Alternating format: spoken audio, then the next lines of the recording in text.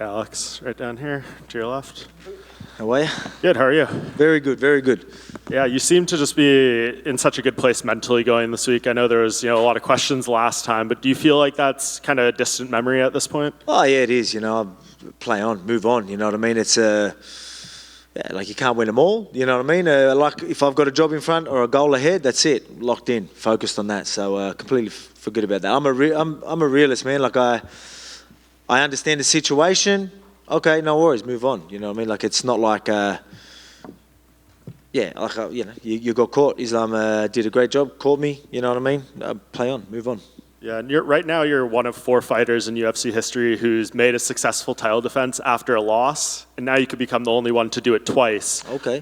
Is that like a kind of show of the perseverance you could have, and the highs and the lows, but what you can overcome personally? Of course, because that's always a good story. They're whenever there's movies, there's got to be adversities. You know what I mean? And that's why this is the perfect fight, coming off what happened. Everyone see me at my lowest.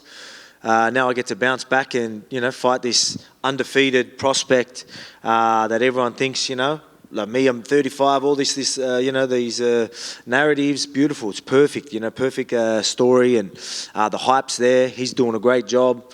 I just need to go out there, be the experienced guy that goes out there and shows him what's up, you know what I mean? So it's perfect for me. So I just get to relax, enjoy fight week, and remind everyone. Have you ever had an opponent make you feel this way? I know you're kind of pretty even keel and stuff, but he's been saying a lot of stuff. I'm sure it makes it easier to get out of bed every day and train and things like that. But has anyone kind of motivated you in this way that he's approaching you? I don't like I do. It's weird. Like it doesn't get under my skin or anything like that at all. It just like I said, I'm sort of happy and thankful. I was like, oh, cheers, you know what I mean? Like you could do all that, build the hype, say what you want. All I need to do is, again, be that veteran, be that experienced guy that goes out there and just shows you what's up. And then that's just the perfect ending to that story, you know what I mean? And he's doing a great job. So I'm like, cheers, bro. Like, you know what I mean? I enjoy it. I really do. So it doesn't get under my skin. There's so many reasons for me to be motivated. As I've always said, I'm disciplined. I'm going to turn up in the gym. If I've got a job or a goal ahead, that's it. I'm locked in. But it was easy. Coming off a loss. People with this, 35-year-old thing or whatever it is, like all these narratives, I love it. You know what I mean? Everyone knows I thrive in these moments. When people doubt me, it's the best. You mentioned motivations. I want to know if this tweet from UFC 264 is the motivation in this fight at all. Thought I'd bet a little money on Ryan Hall and accidentally added an extra 0. So we're winning big or losing big tonight. Yeah, I remember that actually. So I didn't... I think he might have replied back then as well, and he was dirty that I didn't know who he was. But I was like, chill out, bro. You know what I mean? Like, I know I think that's... he just thought he was always a superstar, I guess. But I'm like, mate, it wasn't a harsh dig at you. I'm like, I'm the one who lost money, mate. What are you angry about? Do you remember how much you put on that? No, it wasn't too much anyway. But, I mean, obviously an extra 0 more than I wanted. Yeah, for sure. And just last thing for me, you get through him, same so question. There's definitely a couple or a few 0s. And you get through Ilia, you're going to get the same questions again. Who's left for Volk at 45, right? He's kind of done it all. Are you looking at other people out there? Movsar, has anyone impressed you of late that you feel makes sense, or is lightweight kind of the goal again? I mean, it's just, I guess whatever's next is whatever's next. I do want a clear guy. It's... After I take Ilia's 0, I mean, taking someone else's 0s, that might be the trend after that. We'll see. But, I'm confident to take out anyone. So whoever it is, bring it on. But, yeah, I guess it's not too clear right now. So we'll see what's next. Yeah, and actually just one more. You talked last time at the media day about the EA cover curse. It obviously didn't go your way. How do you feel about coming into that one? Do you feel like it's still a thing that you need to overcome? Man, I don't look at obviously all these things. It's funny. Like I'll play into them. I'll like muck around with them and that. But I look at the facts and what really happens. You know what I mean? Like I don't think a UFC cover. I'll probably look more at 11 days notice or preparation or something more than I would at a UFC cover, you know what I mean? So it's just, it is what it is, Obviously, that's why everyone thought it was a bad idea at the start. Who wants to take on Islam on 11 days notice? I told myself I could do it, and I was wrong. Alex, there are obviously lots of times in your career that you've been considered the underdog, but I don't know if I've ever sensed a time before a fight, maybe because of the loss, where everyone's really sort of saying, oh, this is the guy to dethrone Alex. Do you feel like this is the most counted out you've been so far in your career? Or as champion? Yeah. Yeah, probably. Yeah, I think so. What about with the Max, the third one? Or probably not. Yeah, this would probably be the most, which is good. Like I said, like I don't like. It doesn't get to me. It's like it's building this fight up, because if I didn't go out there and do what happened in October, these conversations are much different. Believe me. You know what I mean? You can say what you want. Oh, this is the guy. This is the guy. We'll see if you know. Let's post-fight press conference. Yeah, it's going to be a totally different conversation. You're going to be all of a sudden saying, man, what are you going to do at featherweight? There's nothing left for you. Look what you're doing to these guys. So that's how I'm looking at this fight. Again, I prepared properly. I'm ready, you know, for a young, hungry prospect to come and bring a fight. But I won't be surprised, and you shouldn't be surprised if I make it look easy. I'm not saying that's exactly how it is. I'm not cocky like that. I prepared properly, but if he doesn't land a punch and I ragdoll him and make him look like nothing in there, you shouldn't be surprised. And I guarantee you, even though all this talk, post-fight press conference, you're just sitting there saying like, oh yeah, he didn't stand a chance. And the tone is going to be totally different. Yeah. But I'm glad it's not, because I want the hype. So keep saying all that stuff. You're saying the right stuff anyway. He was actually here a while ago, and he was breaking down your skills, and he was saying that, you know, he's seen it before. You throw kicks, you follow up with punches, and you try and push them to the cage, and that's all you have. I don't know if you look at, you're obviously considered a very cerebral fighter who can break things down meticulously. Do you think he is that, or do you think he's almost a bit more raw and sort of brute strength, and it isn't actually that sort of as thought out as you? Well, him just saying that, like he doesn't know the details, like, you know what I mean? Then I know for a fact he does not understand the game like me. So for him to just think that I'm just kicking, like, you know, and doesn't understand timing, the distance, you know, there's so many different layers there. Like, if you don't understand that, mate, I'm going to mop the floor with you this weekend. So hopefully that's just all talk. Otherwise, it's going to be a walk in the park for me. He's one of these young guys, right, who has that sort of bravado and stuff like that. Do you think that could potentially work against him, right? If he's already calling himself champion, do you think he could go in there almost having thought he's done it before he's done it, if you know what I mean? Yeah, look, man, he's probably just playing the game. He's probably just doing a great job. Good on him. Like I said, I appreciate it. But, yeah, I mean, like, the good thing is hype. He's doing all that, like, but it can bite you in the ass, mate. Like, you know what I mean? Like, could you imagine what it's going to be like? You know? Once I get my hand raised, I'm wearing that belt, and like, because, you know, playing the whole superstar thing and like, look, yeah, I'm going to do this, Conor McGregor, no top guy's going to, you know, just all this sort of stuff, and you go out there and, mate, everyone's going to completely forget about you, man. It's going to hurt. That's going to hurt him a lot. You know, how does he bounce back from that? Yeah, but I mean, like I think he's just playing the game. He's probably clever. He's smart. Like, he's just playing the game. He's probably preparing properly. Knowing that, all right, I know I'm talking a lot, this can go really good or can go really bad, but yeah, I think he's just playing the game well. Last one from me. I saw you had a truce with Henry Cejudo. Curious if it was fun to get back with him after some of the things he said, you said. Was it cool to put it? Well, yeah, well, I mean, obviously, yeah, I had that conversation with you. I'm just like, if he did do that, like, I still don't know. Like, look, I'm an easy going guy, you know what I mean? Like, but like I said, for that to happen, to do it on camera, like, you know, that's why I was just like, as I said, I was like, man, what the fuck, yeah. But yeah, he reckons it was a prank. After seeing some videos, I was like, oh, I don't know, but you know, yeah. Anyway, we'll see. What do you reckon? Eric went on the MMA Hour and said it wasn't planned. So what wasn't planned? The whole thing that was filmed. He said he didn't know that was going to happen. So, like, yeah, so he wasn't there all camp and then bit of backlash. Yeah. And slipped the, you know.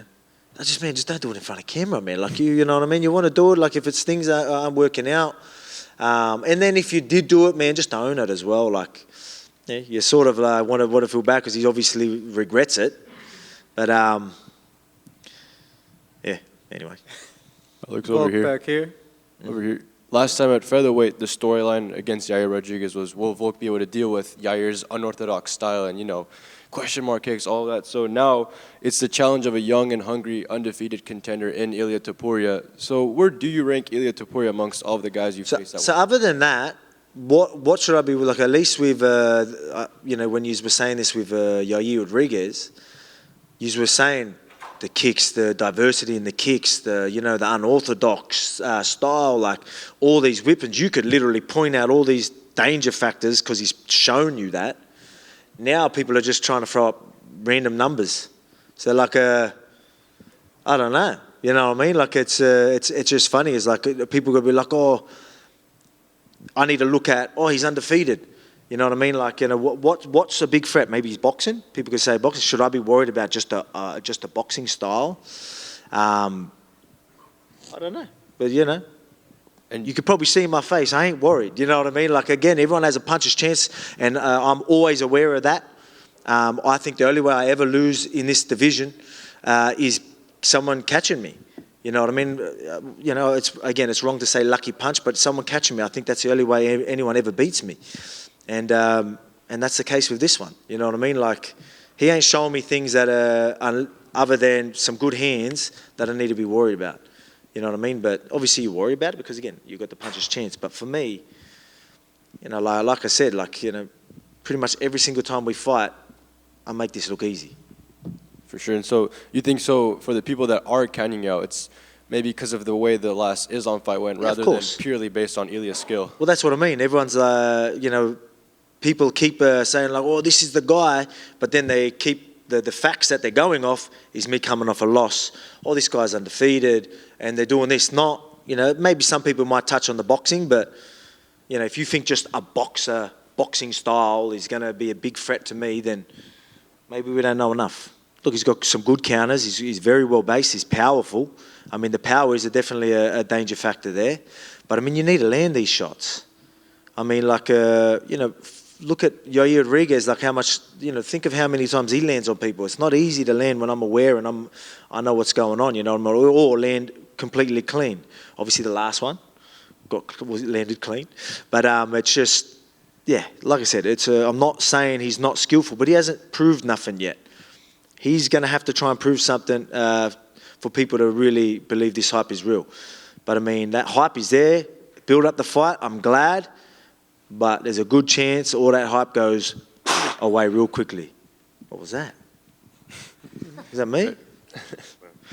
Bless you. Fair enough. And so when you were promoting the hashtag Sign Volkanovski campaign back in 2016, did you ever envision that you'd be sitting here talking to us about to go defend your title for the 6th time? I've pictured myself in the UFC and all that. Maybe not talking at press conferences and that, but I always pictured myself, even before I was even in the UFC. Even doing MMA, I pictured myself in the octagon because I was a big fan of the sport. And I'm like, I reckon I could do it. I wasn't even training at the time. So it was something that I always wanted to do. I started training.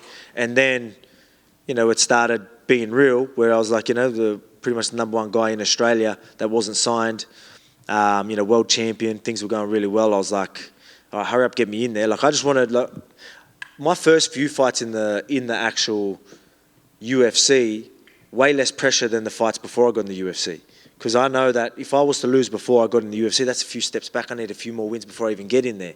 I knew once I was in the UFC that, I knew I was ready. So I was like, I'm like, at least I'm there. Like, I know I'm in there, and I know I can beat most of these guys. Yes, there's obviously a chance of losing, but I know I'll get a second chance, and there's no way I'm losing twice in a row. You know what I mean? Like, so that was how I was looking at it. And but it's crazy. It is crazy when you think of that, and then obviously it's weird because it seems so long ago, but it just seems like not too long ago at the same time. I don't know how that works. It seems like it doesn't seem that long ago, but it seems like a whole lifetime ago. So it's like a different life almost. It's weird.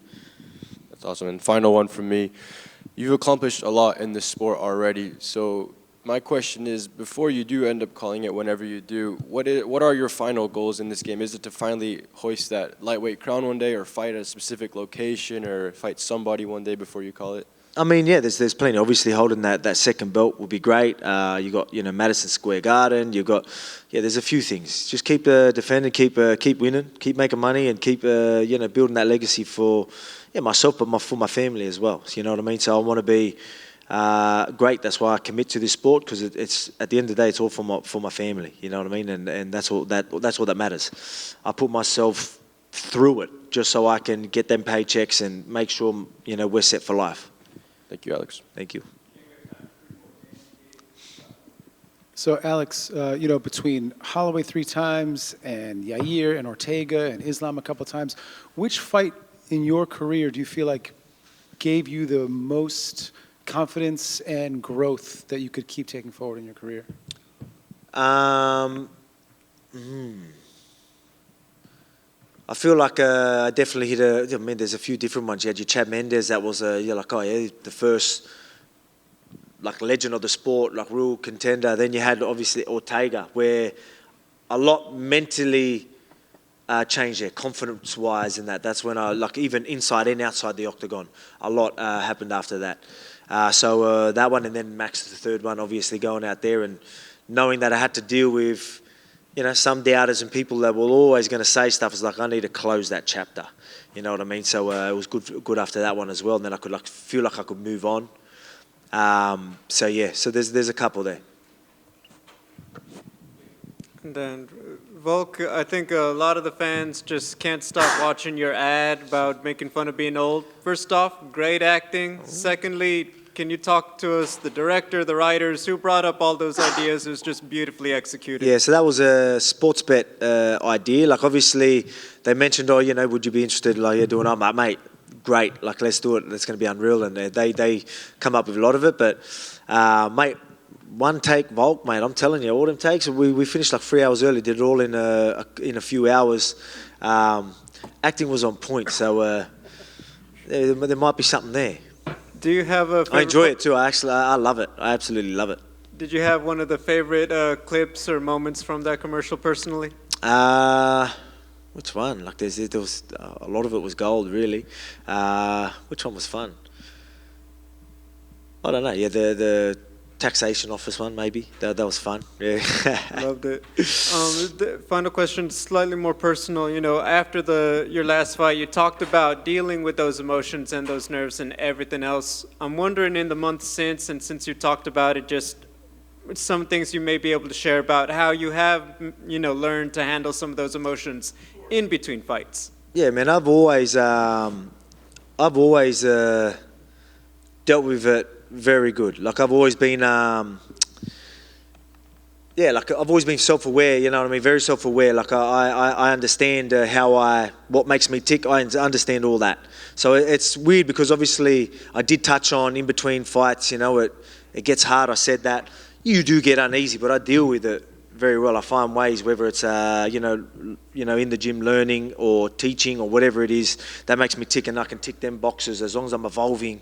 But there was just the pressure of obviously trying to be a good dad, sleepless nights with the newborn, coming off surgery. So the pressure just got to me, and I wasn't dealing with things as well as I usually would. And then people just see me after I got knocked out, which I'm glad people still saw that, because it is something that I want people to take serious and understand. So I'm glad people get to see me, and they get to see how I am now and what's going to happen. This is the bounce back. They get to see that. But I'm all good. You know what I mean? I'm very, very good when it comes to that. So usually I'm a rock. I'm the rock of my household. There was just a time where I just wasn't. You know what I mean? And when there's that little bit of extra pressure that all at once, it can get to you, and it can get to anyone. Trust me, the people that reached out, you'd be surprised, or probably not even surprised. Because everyone gets uneasy here and there, you know what I mean? But it's just, usually you don't have a camera in your face after you got knocked out while you're there. Thank you very much. Thank you. Hola, hi Volk. Me gustaría saber a nivel mental, después de la última derrota por KO, cómo ha trabajado esta faceta para que no le asalten las dudas una vez dentro de la jaula contra un peleador tan peligroso como puede ser Ilia Topuria. I'd like to know what kind of work was put into the mental aspect of the preparation after going through the experience of a knockout. So what do you do to actually remove any doubt within your mind that that's not going to happen again?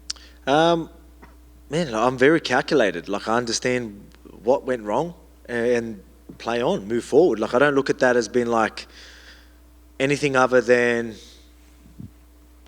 how I look at that situation. So it was very easy for me to move on. Like, it wasn't like he was just tallying me up everywhere and all this, and it was just, that's just how it went. I'm all good with it, you know what I mean? And I know how I felt in there, and so I understand that. So it's easy for me to move on. So I don't want to, no matter how you talk about this, everyone's just going to say excuses and stuff like that. But it just didn't feel right in there. I couldn't let the hands go and pay the ultimate price for it, and that's why preparation is key. And we all know that, and I've always been a big believer in that.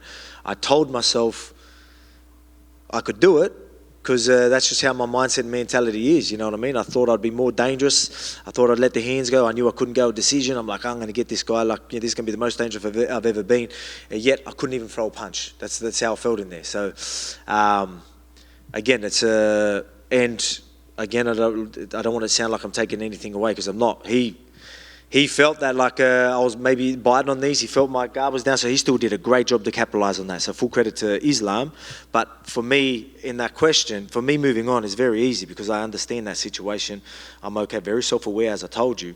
Play on, move on. Make sure we followed the protocols like we did, and move on, move forward. And then camp just felt exactly like how every other one did. I didn't look at that at all, really, to be honest. I don't know, maybe it's just how my head works, but camp was great. Well, should have been looking at you when I was saying that, sorry.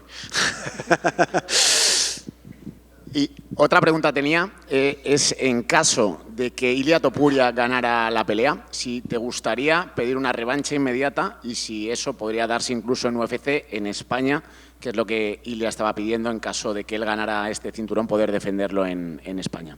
Another question I had, in the scenario, in a scenario that Ilia actually wins the fight, would you go for and ask for a rematch immediately, and would that be possible in Spain? Because it's something that Ilia has been talked about. I would like to actually be able to win a championship, actually defend it in Spain. Would you be interested first in a rematch and doing it in Spain, as he mentioned? Yeah, of course. Yeah, sweet. But I'm going to go out there and win, and I'll headline Spain. How about that? I'll go there and I'll headline Spain. And you know what? I think they're struggling still, maybe, I don't know. It seems like they could be, I don't know, whether they are with UFC 300. I know a guy, you know what I mean? It's not too, it's plenty of time. So just so you know that. Just in case there's anything happening, Dana, Hunter, you know a guy, I'm going to go do business, ruin someone's party or a few people's party, and then I can come save the day, like I always do. Okay, thank you.